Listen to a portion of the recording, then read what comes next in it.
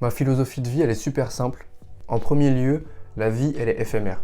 Voilà, qu'on croit ou pas en Dieu, on va tous mourir un jour. C'est pour cela qu'il ne faut pas se perdre dans le superflu. À mon sens, l'argent est un outil qui est très utile, que l'on veuille voyager, que l'on veuille acheter une maison, une voiture, mais il ne faut pas se perdre dans le superflu. Je m'explique. L'argent est important, mais je pense qu'on n'a pas besoin d'être millionnaire pour être heureux, pour arriver à voyager et pour être satisfait.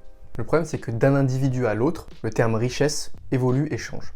L'argent est utile, mais je pense que ça ne sert à rien d'en avoir en abondance. Ensuite, il faut se cultiver, parce que la culture, ça permet un regard sur l'histoire, sur l'actualité politique, géopolitique et les échanges entre des individus.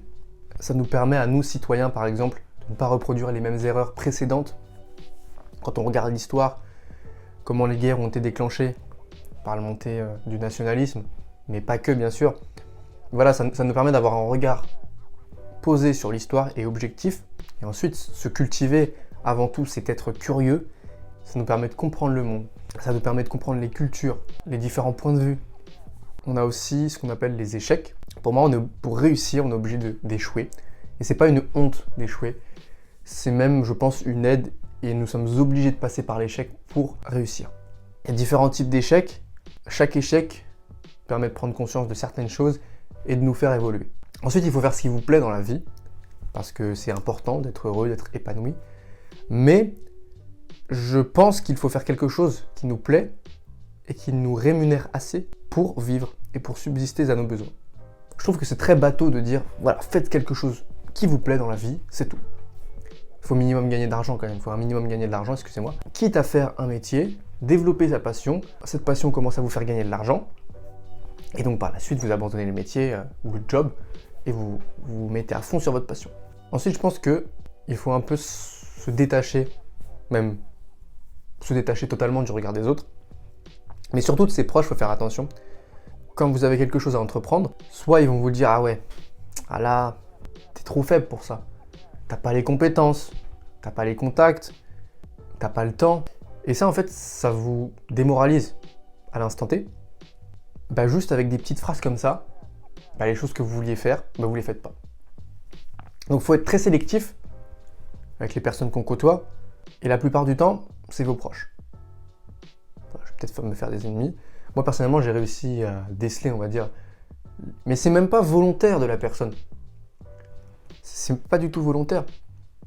Des fois, ça l'est, peut-être, parce qu'il se dit, ouais, moi, je peux pas faire ça, mais lui, il va le faire, donc voilà, il faut que je le démoralise.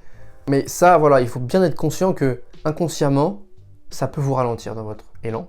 Faites attention à vos proches, et des fois, vous pouvez peut-être vous retrouver seul, parce que les personnes que vous côtoyez n'ont pas les mêmes passions, n'ont pas les mêmes objectifs, et que eux ne vous comprennent pas, ou alors que vous ne les comprenez pas. Il ne faut pas avoir peur de ça. Je pense qu'il ne faut pas du tout avoir peur de ça, peur de perdre des proches, des connaissances, des amis. Il ne faut juste pas aller à l'encontre de vos objectifs et de vos choix.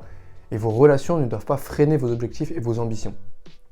Petit mot de la fin, je ne fais pas du développement personnel parce que je pense que avec l'émergence des vidéos de développement personnel sur les réseaux sociaux et sur YouTube, on va freiner une génération parce qu'il y a 10 000 conseils à droite à gauche. Il y en a quelques-uns qui sont bons à prendre et bons à appliquer, mais je pense que la plupart, voilà, c'est à mettre sur le côté et c'est à bannir d'Internet parce que ça démoralise les personnes qui les regardent et au final, elles ne se mettent pas à l'action. Donc voilà, je ferai une vidéo un peu plus approfondie sur le développement personnel et sur ce qu'il faut prendre et pas prendre. Ça, c'est ma philosophie de vie, elle est propre à chacun. En fait, le but, c'est pas d'avoir 10 000 vues ou quoi, c'est juste de partager mon expérience, de parler à la caméra, d'échanger et d'essayer de faire évoluer des gens qui peut-être sont dans la même situation que moi, ou qui ont le même âge que moi, ou qui ont, excusez-moi, les mêmes ambitions que moi. Vous voyez, c'est un téléphone, c'est pas du matériel de haute qualité, mais ça fait l'affaire. Je vais être beaucoup plus régulier sur les vidéos, ça va être sur différents sujets, que ce soit des vlogs, des sujets de société, des sujets actuels, des sujets qui me fascinent. Je vais pas rester sur une seule niche, mais je vais essayer de me diversifier un peu et de partager mon expérience. Voilà, prenez soin de vous et fumez vos objectifs.